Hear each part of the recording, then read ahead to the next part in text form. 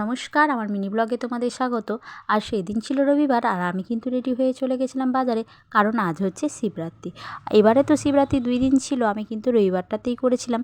তাই কিন্তু সকাল সকাল সব বাড়ির কাজ সেরে চলে গেলাম বাজারে।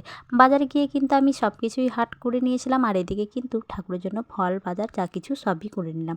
তারপরে তো এদিকে বাড়ি ফেরার পরে সোজা চলে গেছিলাম রান্নাঘরে গিয়ে কিন্তু রান্না কমপ্লিট করার পর আমি লুচি তরকারি বানিয়ে নিয়েছিলাম।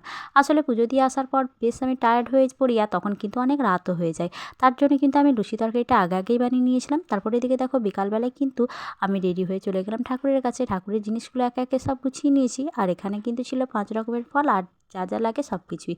আর দেখো ভগবানকে যা কিছুই দিই না কেন, আমার মনে হয় ভগবানকে যদি মন ভরে ভক্তি করি তাহলেই কিন্তু ভগবান খুশি হয়ে যায়। আর আর দেখো এদিকে দেখো আমি এদিকে আমার মেয়েকে বরকে সবাইকে রেডি করে দিয়ে নিজে কিন্তু রেডি হতে গেছি।